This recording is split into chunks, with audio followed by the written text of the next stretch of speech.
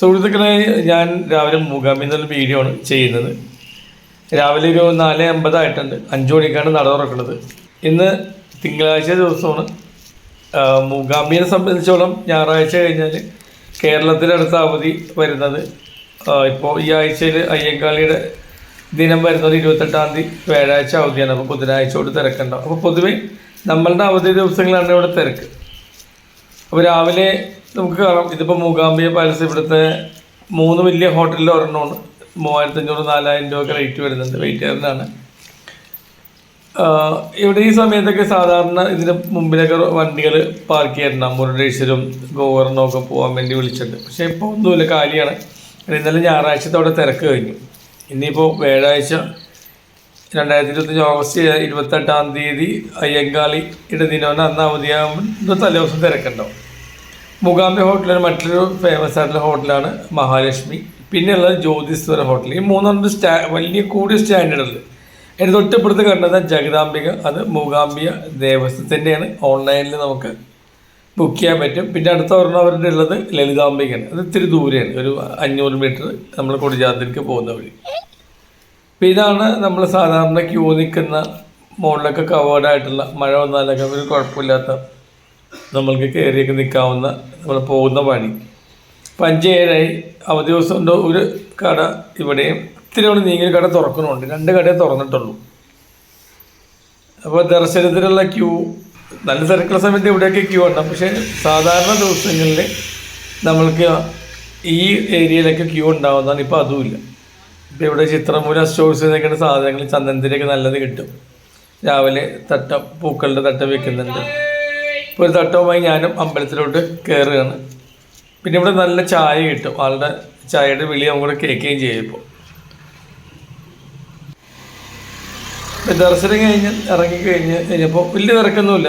ഒരു 5:10 കയറിയിട്ട് 6 മണിക്കുള്ളിൽ 4 പ്രാവശ്യം അകത്ത് കയറി ദർശനം ചെയ്യാൻ പറ്റി. 6:10 ഗോപൂജയും കണ്ടു. ഒരിക്കൽ കൂടി കൊടിമരത്തിൻ്റെ അവിടെ നിന്ന് ദർശനം കിട്ടി. അങ്ങനെ 5 പുണ്യമായ ദർശനങ്ങൾ കിട്ടി. ഇപ്പോൾ തിരിച്ചിൻ്റെ റൂമിലോട്ട് നടക്കുകയാണ്.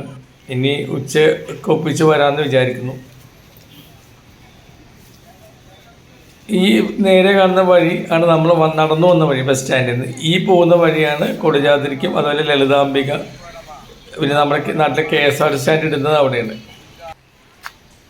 ഇവിടെ കൗതുക കാഴ്ചയാണ്. ഹോട്ടലൊക്കെ തുടങ്ങുമ്പോൾ തന്നെ ഒരു കാളേനെ വിളിച്ചിട്ട് 2 ഇഡ്ഡലിയോ ദോശയോ കൊടുക്കും. 2 കൊടുക്കുള്ളൂ. പിന്നെ നിന്നിട്ട് കാര്യമില്ലേ. ഈ റോഡിക്ക് ഈ അടുത്താണ് വീതി കൂട്ടിയത്. ലെഫ്റ്റ് സൈഡിലൊരു താഴെ പാർക്കിംഗ് ഉണ്ട്, റൈറ്റ് സൈഡിലും ഉണ്ട്. പിന്നെ ഇത് മൂകാംബിയുടെ അമ്പലത്തിൻ്റെ കീഴിലുള്ള കല്യാണത്തിൻ്റെ അത് മറ്റു ഫംഗ്ഷൻ ഉപയോഗിക്കുന്ന ഹോളാണ്. അപ്പോൾ ഒരു 6:45-7 മണിക്ക് ഒരു തിരക്കുമില്ല. കാരണം ആൾക്കാർക്ക് അറിയാം ഇനി 3 ദിവസം പ്രത്യേകിച്ച് ഇവിടെ കച്ചവടം നോർമലിലും താഴെ ഇരിക്കുള്ളൂ. അപ്പോൾ അവരും റിലാക്സ് ചെയ്തൊക്കെയാണ് പതിയെ കട തുറക്കാനൊക്കെ വരുന്നത്.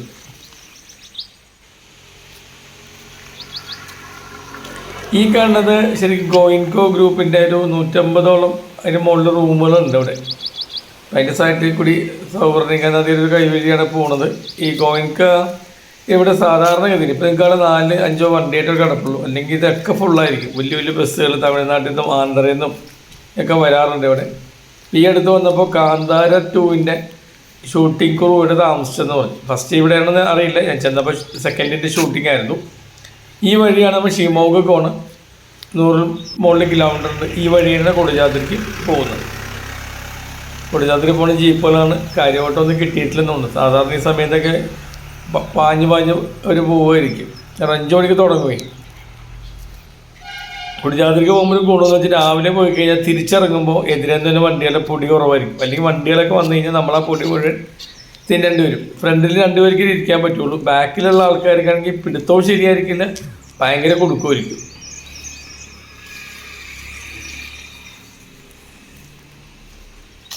ഈ കാണുന്നത് കർണാടകയുടെ ഗവൺമെൻറ് ഗസ്റ്റ് ഹൗസാണ്. ലെഫ്റ്റ് സൈഡിൽ കാണുന്നൊരു മതിൽ കണ്ടില്ലേ, ബ്രൗൺ ഇതും ഒരു വെള്ള ഡിസൈനുള്ളത്. ഇത് RNV ഷെട്ടി സാറിൻ്റെ ട്രസ്റ്റിൻ്റെ ഗസ്റ്റ് ഹൗസാണ്. RNV ഷെട്ടി സാറിന് എല്ലാവരും അറിയും. മുരുടേശ്വരം പോയവർക്ക് അറിയാം. ആ വലിയ ടവറൊക്കെ പണിത് അദ്ദേഹമാണ്. ഇന്നിപ്പോൾ അദ്ദേഹം ഇല്ല. അദ്ദേഹത്തിൻ്റെ മകനാണ് കാര്യങ്ങൾ നോക്കുന്നത്. ആ മകനാണ് കഴിഞ്ഞ 9 വർഷം പുതിയ രഥം പണിതത്. വലിയ രഥം. ഒരു ദിവസം ഇറക്കുള്ളൂ. ഇതാണ് നമ്മുടെ നാട്ടിൽ നിന്ന് വരുന്ന KSRTC ബസ്സിൽ ഒരെണ്ണം ആലപ്പുഴ വഴിയുള്ളതാണ്. അതിന് 5:30 തിരിച്ചു പോകുന്നത്. അങ്ങനെ ബസ്സിനെ നമ്മൾ കണ്ട് തിരിച്ച് സൗപർണികയിലെത്തി. ഇപ്പോൾ സൗപർണിക വളരെ ക്ലീനായിട്ടാണ് ഒഴുകുന്നത്. പക്ഷേ ഒഴുക്ക് കൂടുതലായതുകൊണ്ട് ആരെയും ഇപ്പോൾ ഇറക്കുന്നത് എല്ലാ വാതിലും അവർ അടിച്ചു വെച്ചേക്കാം. സൗപർണികയുടെ അമ്പലത്തിന് അവിടെ ഒരു ഗണപതി അമ്പലമുണ്ട്. അതിന് തൊട്ടടുത്തായിട്ട് നാഗദേവകളുണ്ട്. ഇവിടെ ഞാൻ പോകുമ്പോൾ ഇവിടെ പൂജയൊന്നും കണ്ടിട്ടില്ല. എനിക്ക് തോന്നുന്ന ഒരു പക്ഷേ 1000 അനുസരിച്ചായിരിക്കും പൂജയുള്ളത്. വെറുതെ അമ്പലത്തിന് ഗണപതിനെ തൊഴുതു. പുഴയിൽ ഇറങ്ങാൻ പറ്റില്ല. ഇത് കാസർഗോഡ് ഉള്ള സന്യാസിമാർ ചെറിയൊരു താമസ സ്ഥലമാണ്. ഒരിക്കലും ഒരു സന്യാസിനെ പരിചയപ്പെട്ടിട്ടുണ്ടായിരുന്നു 5-6 വർഷം മുമ്പ്. 75 വയസ്സുണ്ട്. അദ്ദേഹം ഇന്ന് എന്തോ ഇല്ലെന്നറിയില്ല. പ്രായം കേട് നാട്ടിൽ തിരിച്ചു പോയതറിയില്ല. ഇതാണ് നമ്മൾ സൗപർണിയിലോട്ടുള്ള ശരിക്കുള്ള വഴി. ഞാനിപ്പുറത്തെ വഴി കൂടി വന്നത്, ലളിതാംബികയുടെ അവിടെ നിന്നാണ് വന്നത്. ഈ വഴിയാണ് നമ്മൾ പ്രൈവറ്റ് സ്റ്റാൻഡിലോട്ട് പോകുന്നത്. ഈ കാണുന്നത് മൂകാംബിക സ്കൂളിൻ്റെ ഗേൾസിൻ്റെ ഹോസ്റ്റലാണ്. പിന്നെ ശ്രദ്ധിക്കുന്നവിടെ കുരങ്ങന്മാർ വഴിയിലുണ്ടാവും. കയ്യിൽ എന്തെങ്കിലും സഞ്ചിയോ വെള്ളം വരെ എടുത്തുണ്ടോ, അപ്പോൾ സൂക്ഷിക്കുക കുട്ടികളെ. അപ്പോൾ അങ്ങനെ വളരെ തിരക്കില്ലാത്ത ഒരു രാവിലത്തെ ദർശനവും ഒരു നടപ്പും കഴിഞ്ഞു. നിങ്ങളും വരുമ്പോൾ റൂമിൽ തന്നെ ഇരിക്കാണ്ട് ഒന്ന് പുറത്തോട്ട് ഇറങ്ങി തന്നെ ആസ്വദിക്കുക. വീഡിയോ ഇഷ്ടമായിരിക്കുന്നു. Thank you. ബൈ.